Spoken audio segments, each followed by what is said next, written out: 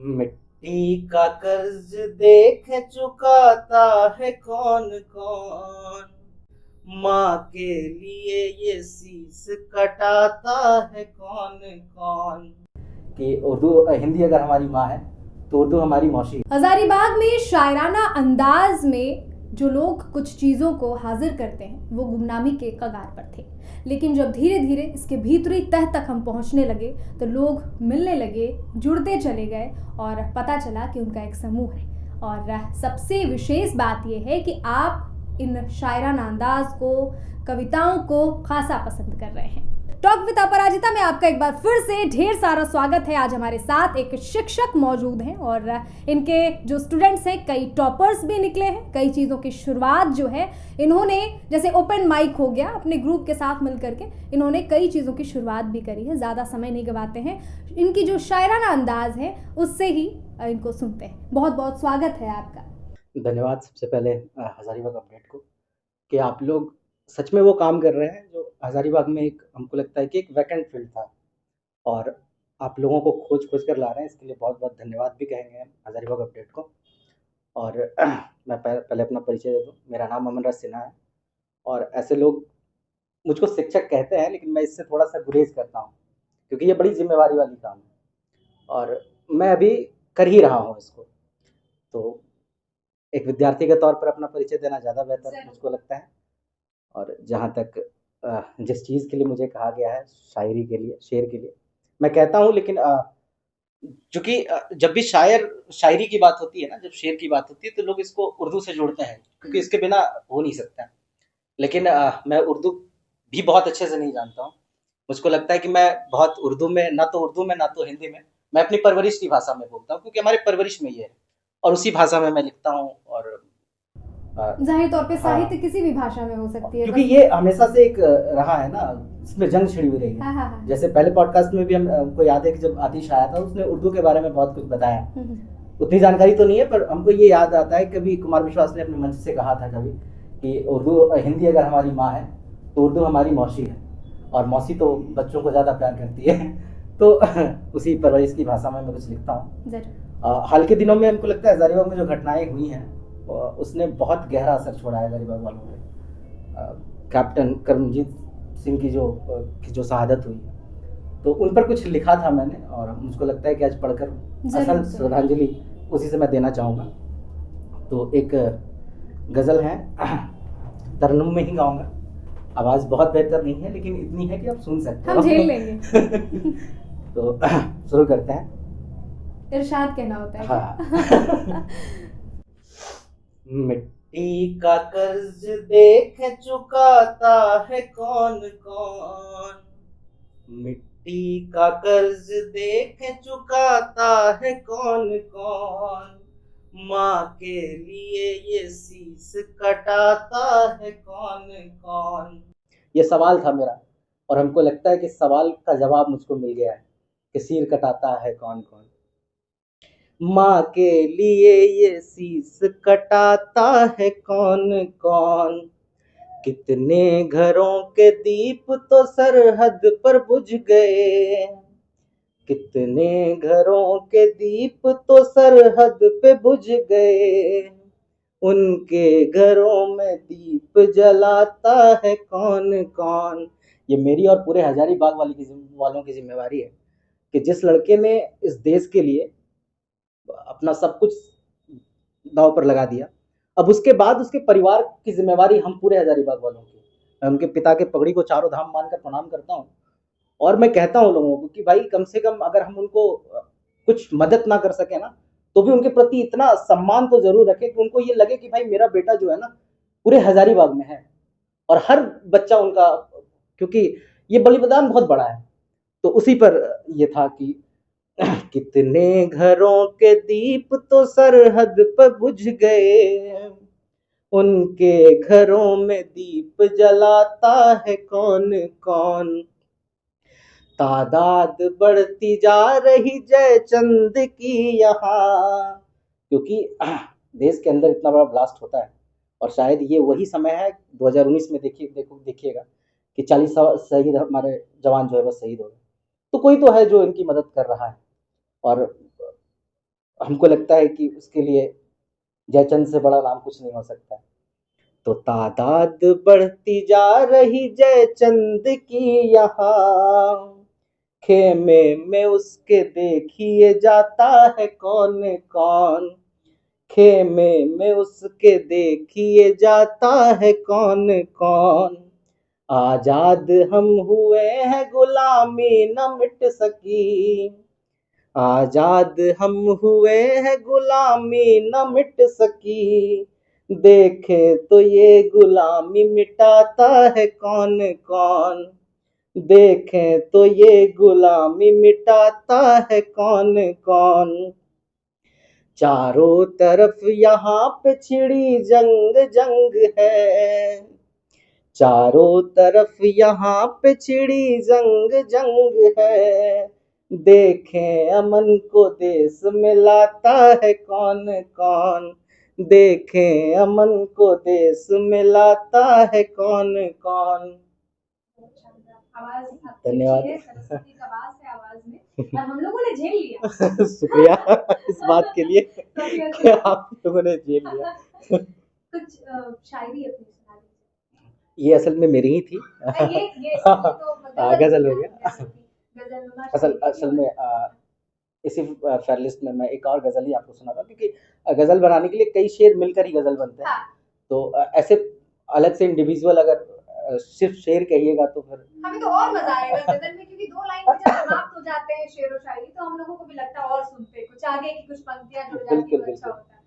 तो अपन से गजल ही सुनेंगे हम लोग। जोन कौन सा है आपका? चूंकि जैसा कि आपने क्योंकि मुझको पता आ गया आप ये सवाल पूछोगे कि वो कीड़ा आपको कब काटा है। तो मैं आपके सारे पॉडकास्ट को देखता हूँ। अच्छे लोगों को आप बुलाओगे तो मैं जरूर देखूंगा। तो मैंने देखा है, तो ये सवाल तो लाजमी है, तो आप पूछो उससे पहले मैं बता देता हूँ आपको कि थोड़ी लंबी कहानी है, आपको सुनना पड़ेगा। असल में जैसा अभी बात भी हो रहा था ना हम लोगों की, हर इंसान के अंदर साहित्य का लड़का होता है, बस जरूरत है उसको बरतने की, उसको ढूंढने की। अगर क्योंकि अभी मेरे साथी कितने मेरे स्टूडेंट हैं जो हमको शायरी करता हुआ देखकर वो शुरुआती तौर पर है, वो करना चाह रहे हैं। तो उसी तौर पे देखिएगा कि जब गांव में थे बहुत मुफलिसी देखी, और जब मुफलिसी दरवाजे पर आई तो लोगों की उपेक्षाएं बहुत देखी।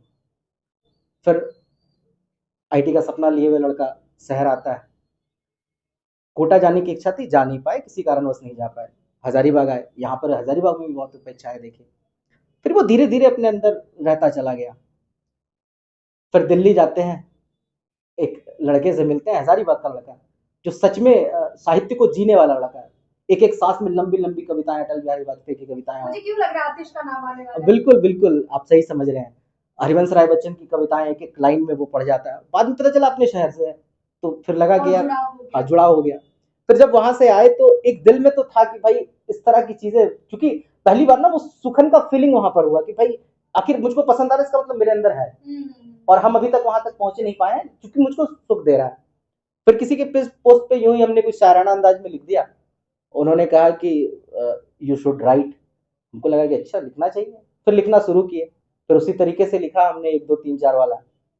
फिर आतिश आया, उसने बताया कि भैया बहर होती है, काफिया होता है, रदीफ होता है, कुछ अच्छे लोगों को सुनिए। और कुछ अच्छे लोगों में मुझको याद आ रहा है कि जो सबसे पहली गजल उसने मुझको रिकमेंड की थी वो वरुण आनंद साहब का था। उसको मैं कहता हूँ, थोड़ी बहुत अगर गलत हो जाए तो देखिएगा उसको, कि मुझको अपनी आंखों में भरकर ले जाने हैं, मुझको अपनी आंखों में भरकर ले जाने हैं, मुझको उसके आंसू काम में लाने हैं। देखो हम कोई वैसी नहीं दीवाने हैं, देखो हम कोई वैसी नहीं दीवाने हैं, तुमसे बटन खुलवाने नहीं लगवाने हैं। और पाकीज़ा चीज़ों को पाकीज़ा लिखो, पाकीज़ा चीज़ों को पाकीज़ा लिखो, मत लिखो उसकी आंखें मैखाने हैं। तो जब ये पहली बार मैंने पढ़ा वरुण आनंद साहब को, जाना, उससे पहले मुझको जहाँ तक याद आ रहा है कि हाफिज साहब को पढ़ा करते थे, बाकी ओपन माइक सुना करते थे। तो फिर ये समझ में आया डिफरेंसेस कि भाई शुरुआती तौर पर कैसे लोग लिखते हैं और लिखना कहाँ तक होता है। फिर पढ़ना शुरू किए, पढ़ने शुरू के बाद फिर अपने ही शहर में जो है वो टपरियों पर जाना शुरू किए। आतिश तो था सुना ही। है हमने कि आतिश और आपने आपकी हाँ, ग्रुप ने ओपन माइक की शुरुआत की, भले ही हम लोग कर नहीं पाए, कुछ फंड की दिक्कत रही हम लोगों के साथ, और किया हम लोगों ने ही था, लेकिन फाइनली नहीं कर पाए। फ्यूचर में फिर कभी करेंगे। तो फिर आतिश था ही साथ में, फिर और लोग जुड़े, टपरियों पर जब गए चर्चाएं हुई, बहुत सारे मुद्दों पर चर्चा होती थी, ऐसा नहीं सिर्फ शायरी पर होती थी। उसमें पुष्कर भैया थे, सत्यवेश था, और धीरे धीरे वहीं से सीखने का कारोबार शुरू हुआ, और ये समझ में आया कि भाई शायरी तो थी अपने अंदर, बस उसको ढूंढने की जरूरत थी। और अगर एक शब्दों में इसको अगर कहें तो हमको वासु पांडे का एक शेर याद आता है कि नस नहीं काटी गई, कि नस नहीं काटी गई सो काट ली ये जिंदगी, कि नस नहीं काटी गई सो काट ली ये जिंदगी, रो नहीं पाए तो हम शायरी करने लगे। और इसी तरीके से शायरी की शुरुआत हुई है। सही बात है। अक्सर जो है किसी कोई गमज़दा लोग जो होते हैं वो ही अपनी बातों को जब लिखना शुरू करते बिल्कुल हैं बिल्कुल, तो वो शायरी और कविताएं जो है बनती चली जाती वही तो हैं। बात है ना कि जैसे पिछले बार में भी आतिश ने भी बात की थी, और पुष्कर भैया ने भी बोले थे कि दर्द होना जरूरी है। दर्द होना ज़रूरी ये सच में रिक्वायरमेंट है, हमको लगता है कि अगर, क्योंकि ये आपको प्रेरित करती है। हम लोग दर्द को जितना बुरा समझते हैं, असल में वो बुरा है नहीं। आप उसको मिलो तो उससे तो आपको समझ में आएगा कि वो सच में आपके अंदर एक छुपे हुए इंसान से तो आपको जरूर मिला देगी। है, आपको खुद से मिला देगी। बिल्कुल बिल्कुल। तो मेरा जो जोन भी है आपको कहीं ना कहीं यही दिखेगा। मेरी जितनी भी गजलें हैं उसमें ज्यादातर मैं यही लिखता हूँ। तो जो अभी आप कुछ सुनाने भी हाँ वाले थे। बिल्कुल, जो जोन है उस जोन पर ही मैं एक आपको सुनाता हूँ, अच्छा। जो सच में मेरी जिंदगी ही है असल में ये गजल।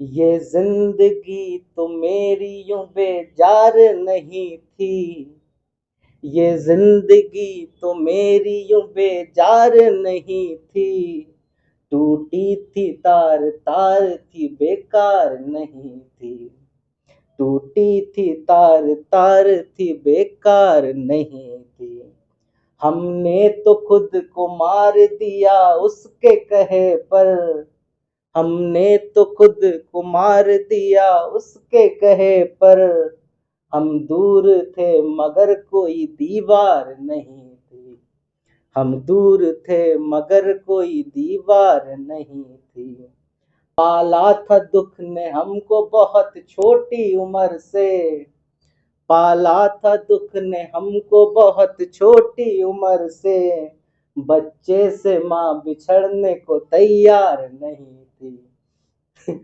बच्चे से माँ बिछड़ने को तैयार नहीं थी। तो दुख सच में हमारी दूसरी माँ है, जिसने अभी तक पीछा नहीं छोड़ा है। तो ये जोन है। फील हो पाता है उधर। बिल्कुल बिल्कुल। आप जो कह रहे थे कि उम्मीद लिए मुफलिस और हाँ इन चीज़ों को जब आप कह रहे थे उपेक्षाओं की बात कर रहे थे तो मेरे लिटरली जो है मेरे रोए रोए जो है रोए रोए से आवाज़ आ रही थी कि मतलब बंदा फील कर रहा है इस चीज़ को और लिखने की शुरुआत करी। मैं तो इसका बहुत शुक्रगुजार हूँ। मैं सोचता हूँ कभी कि अगर ये मेरा लाइफ में नहीं होता तो फिर आज कौन मुझको जान रहा होता, आप मुझको बुला रहे होते क्या? नहीं बुला रहे होते। तो इनका बहुत कर्जदार है, कर्ज है मुझ पर, जिसको कभी लोग सच में आप समझ। देखिए ना कि जो स्ट्रेंथ आता है आपके अंदर का स्ट्रेंथ, जैसे आप खड़े हैं आपके पीछे 4 लोग खड़े हैं, वो आपका अपना स्ट्रेंथ नहीं है, 4 लोगों की बदौलत स्ट्रेंथ है। आपका खुद का अगर स्ट्रेंथ बाहर जागृत हो रहा है तो वो सिर्फ और सिर्फ दुख और तकलीफ की वजह से। और दुखों की एक और कमाल बात आपको बताते हैं जो मैंने फील किया है कभी, कि ना दुख लोगों को जोड़ने का सबसे अच्छा जरिया है। आप किसी के खुशी में डायरेक्ट जाकर नहीं बोलोगे भाई तुम्हारी खुशी है, मैं तुमको जो है मैं तुम्हारी खुशी में खुश हो लेता हूँ। लेकिन अगर वो दुख है ना, आप नहीं भी जान रहे हो तो आप उसके पास जाओगे जरूर, क्योंकि दुख सच में एक बहुत मजबूत जज्बा है जो लोगों को जोड़ता है। और शायद अगर ये ना होता तो हमको लगता है मैं कभी आतिश से ना मिल पाता, मैं बाकी जिन लोगों से मिलता हूँ उन लोगों से नहीं मिल पाता। तो ये एक अच्छा जज्बा है, बस जरूरत है उसको बरतने की, और जो बरतेगा वो कर लेगा। कुछ और सुनाइए। जी बिल्कुल। एक गजल और मैं इसको पढ़ने से पहले ये भी कहना चाहूंगा कि जो भी लड़के अभी लिख रहे हैं वो लिखें, लिखना शुरू करें, क्योंकि कभी कभी क्या होता है ना कि जब आप लिखना शुरू करते हैं ना, कुछ ऐसे लोग आपको मिलेंगे जो आपको बहुत डिमोटिवेट करेंगे। लिख ही तो नहीं रहे लोग, हाँ पेशेंस ही तो नहीं है। अभी नहीं, ऑफ द कैमरा आप कह रहे थे ना कि इतनी जल्दी जल्दी पब्लिश हो रही है चीजें कि लोगों में पेशेंस नहीं है, गलत सही सब कुछ बस पब्लिश करना है फटाफट से। एक रील देख रहे हैं 2-3 सेकंड्स में, अगर मजा नहीं आ रहा बिल्कुल है तो बिल्कुल, स्क्रॉल कर देना। या तो किसी की चोरी कर ले रहे हैं एग्जैक्टली। क्योंकि समय नहीं देना चाहते हैं। ये एक पक्ष हो गया। एक दूसरा पक्ष मैं आपको बताता हूँ, जो लोग लिखना चाह रहे हैं और कोशिश करते हैं, कुछ लोग ऐसे हैं जो मिलेंगे आपको डिमोटिवेट करेंगे। उस पर मुझको ऋषभ शर्मा का एक शेर याद आ जाता है कि पर्वत के मुहाने पे खड़ा ये सोच रहा हूँ, कि पर्वत के मुहाने पे खड़ा ये सोच रहा हूँ, किसने कहा था कि एक कदम कुछ भी नहीं होता। तो वो एक कदम लेना बहुत जरूरी है इसमें, है ना। और मुझको याद है कि कहा था कि भाई ये जो है ना वो नशा 4 दिन का है, 4 दिन में उतर जाएगा। तो हमको लगता है कि वो भी बातें कहीं दिल पर रही। और उसी से रिलेटेड एक नज्म आपको एक गजल सुनाता हूँ, है ना, कि थोड़ा सा समय ले रहा हूँ। कोई दिक्कत कि नहीं। तुमको ये लग रहा है दीवानगी है दोस्त, तुमको ये लग रहा है कि दीवानगी है दोस्त, मेरी गजल नहीं है मेरी जिंदगी है दोस्त, मेरी गजल नहीं है मेरी जिंदगी है दोस्त, गिर जो गया नजर से तू हैरत नहीं मुझे, गिर जो गया नजर से तू हैरत नहीं मुझे, अपना भी तू रहा नहीं शर्मिंदगी है दोस्त, अपना भी तू रहा नहीं शर्मिंदगी है दोस्त, कहता था जो कभी मुझे बदलूंगा मैं नहीं, कहता था जो कभी मुझे बदलूंगा मैं नहीं, अब तो वो भी बदल गया, हैरानगी है दोस्त, हैरानगी है दोस्त। चोट खाई नहीं चोट नहीं, मतलब ये तो मैं उन लोगों के लिए बोला ना, मैं पढ़ रहा हूँ कि जो कभी आपको अगर ऐसा लगता है, कोई बोलते हैं कि भाई क्या ही लिख लोगे इसमें, तो मैं कहूँ शुरुआत करो और लिखने से पहले पढ़ो, है ना। क्योंकि जावेद अख्तर साहब ने अपने एक ना शायरे में कहा था कि हर एक शायर को कम से कम 10,000 शेर पढ़ लेने चाहिए, तब शायरी करनी चाहिए।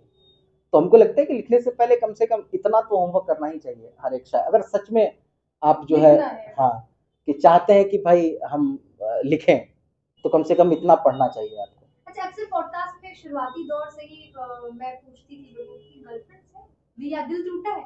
अभी आतिश ने पता नहीं क्या ग्रहण लगाया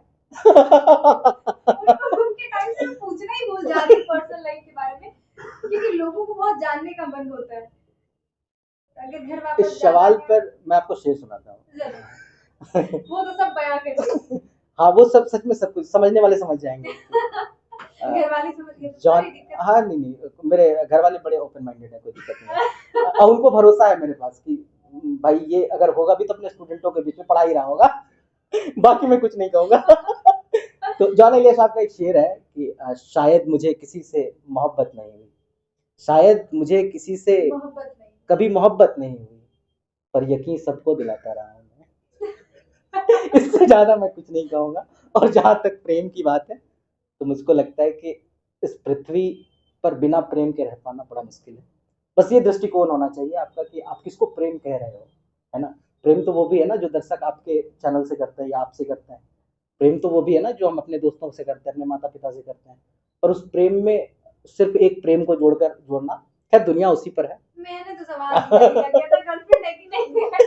तुमको लगता है कि मुकम्मल जवाब आपको मिल गया होगा। कुछ और सुनाइए। जी बिल्कुल। और आपको बता दूं कि ऑफ द कैमरा जितने लोग हैं, लगभग 3-4 लोग हैं अभी फिलहाल स्टूडियो में, जबरदस्त मजे ले रहे हैं। कुछ इनके दोस्त भी हैं, कुछ हजारीबाग अपडेट्स के टीम मेंबर्स भी हैं, और सबके चेहरे पर स्माइल है।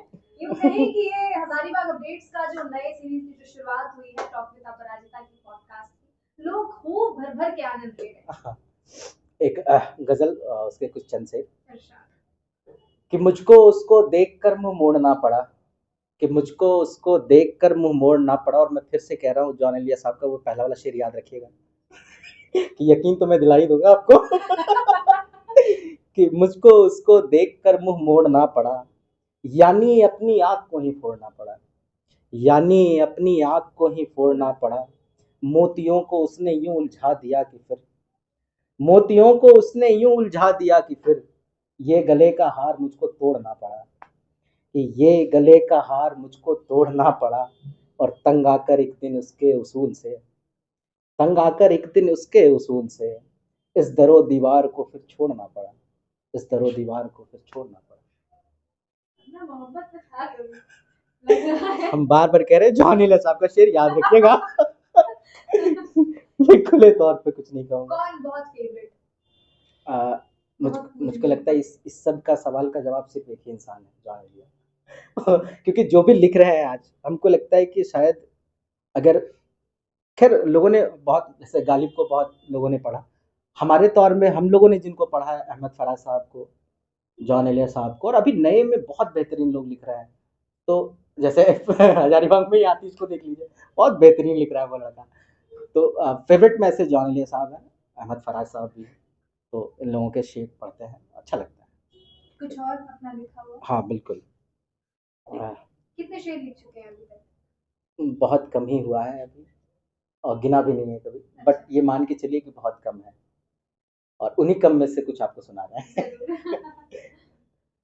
एक और गजल और उसके कुछ शेर, कि तुम्हारे बाद कोई है हमारा नहीं, कि तुम्हारे बाद कोई है हमारा नहीं, हमारा तो तुम्हारे बिन गुजारा नहीं, कि हमारा तो तुम्हारे बिन गुजारा नहीं। अगर सोचो मेरे जो तुम ना होते तो, अगर सोचो मेरे जो तुम ना होते तो, है इस बहती नदी का तो किनारा नहीं, कि है इस बहती नदी का तो किनारा नहीं, और सितारे आसमां में अब भी हैं मौजूद, सितारे आसमां में अब भी हैं मौजूद, मगर उनमें हमारा अब सितारा नहीं। मैं फिर कह रहा हूँ कि जॉन एलिया साहब का शेर याद रखिएगा, क्योंकि मुझको घर भी जाना है। आप बहुत ओपन माइंडेड हो, लेकिन बाप बाप होता है इस बात को। एग्जैक्टली। और हमारे समाज में एक पर्दा रहना बेहद, पर्दादारी अच्छी बात होती है, को लगता है जहाँ जरूरत हो वहां तो रखनी चाहिए। अगल बगल वाले लोगों की हंसी रुक नहीं रही है, कुछ लोग खास भी रहे हैं। कुछ और है जो सुनाना चाहे? कुछ और देखते हैं, तो होना चाहिए। हाँ एक है, अभी लिख ही रहे हैं, उस पर बहुत काम तो नहीं हुआ है। एक गजल और उसके एक तो शेर और, कि जब तेरी याद यूं सिरहाने आती है, जब तेरी याद यूं मेरे सिरहाने आती है, आंखों में जाने क्यों नमी सी आ जाती है, कि आंखों में जाने क्यों नमी सी आ जाती है, न जाने तुझसे कैसी मोहब्बत है अब मुझको, न जाने तुझसे कैसी मोहब्बत है मुझको अब, ये बेवफाई तेरी नज़र भी नहीं आती है, ये बेवफाई तेरी नज़र भी नहीं आती है, और ये हुस्न बेवफाई कराती है जाने जा, ये हुस्न बेवफाई कराती है जाने जा, बदनाम दोनों की ही मोहब्बत हो जाती है, बदनाम दोनों की ही मोहब्बत हो जाती है। तो जब से गर्लफ्रेंड का चर्चा हुआ है तब से लगातार प्रेम रस की कविताएं पढ़े जा रहे हैं, दर्द भरी। मैं फिर कहूँगा कि जॉन एलिया साहब को याद रखिएगा। तो ये है, और अभी लिख ही रहे हैं। हमारी आपके प्रति शुभकामनाएं हैं, हमारे दर्शक आपको ढेर सारा प्यार देने वाले हैं, और इस तरह से talk with Aparajita Hazaribagh updates को भी प्यार देते रहिए, क्योंकि जो गुमनाम हो रहे हैं लोग, या जो डर रहे हैं, या जिनके पेशे अलग अलग हैं, क्योंकि यहाँ पे साहित्य के लिए शायद कुछ मुकम्मल जो है सॉल्यूशन नहीं निकला है उनके रहने का, उनके खाने पीने का, उनके रोजगार का बहुत बड़ा कुछ ऐसा। बिल्कुल, जैसा कि आप न्यूज़ चैनल चला रहे हैं, आप बाकी में भी देखोगे कि साहित्य उनका एक अलग पार्ट होता है। जैसे जो सबसे बड़े मीडिया चैनल जैसे आज तक ही हैं, तो वो साहित्य तक के नाम से भी चलाते हैं। तो हमको लगता है कि वो कड़ी अब आप में जुड़ चुका है, और ये आपके लिए भी अच्छा है, और हम लोगों के लिए तो खैर अच्छा ही है। इसके लिए भी अलग से धन्यवाद आपको, क्योंकि ये काम सच में कोई नहीं कर रहा है हजारीबाग में। बहुत नया चीज़ है कि आप लोगों को बुला रहे हैं उनसे।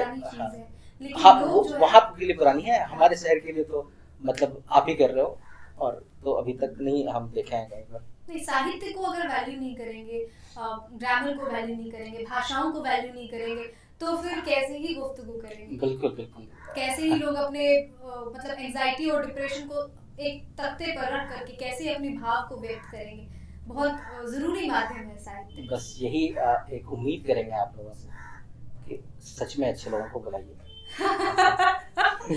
उनसे बातें कीजिए, ताकि हम लोग भी जुड़े रहें आपसे। और अच्छा लगता है। धन्यवाद, बहुत शुक्रिया आपका। आपसे फिर मुलाकात होगी। आप नए नए शेर लिखे, गज़ल लिखे, और आप दर्शकों से भी ढेर सारे प्यार की अपेक्षा है इसी तरह प्यार बरकरार रखिए हज़ारीबाग अपडेट्स के फेसबुक, यूट्यूब, इंस्टाग्राम चैनल पे, उसके वेबसाइट पे, और हज़ारीबाग अपडेट्स के HU विंग, जो इसका हज़ारीबाग अपडेट्स का विंग है HU डिजिटल्स, उस पर भी ढेर सारा प्यार बरकरार रखिए, क्योंकि उस पर आपको ना ही सिर्फ हज़ारीबाग, कोडरमा, चतरा, झारखंड, बल्कि ऑल ओवर इंडिया और वर्ल्ड की भी जो चुनिंदा खबरें हैं, जो चुनिंदा इन्फॉर्मेशन है, या फिर टेक्निकल से जुड़ी चीज़ें हैं, बॉलीवुड से जुड़ी चीज़ें हैं, स्पोर्ट्स से जुड़ी चीज़ें, हम कोशिश करते हैं कि थोड़ा वक्त निकाल करके उस पर भी आप लोगों से जुड़ाव बनाए रखें। इजाज़त दीजिए, शुक्रिया।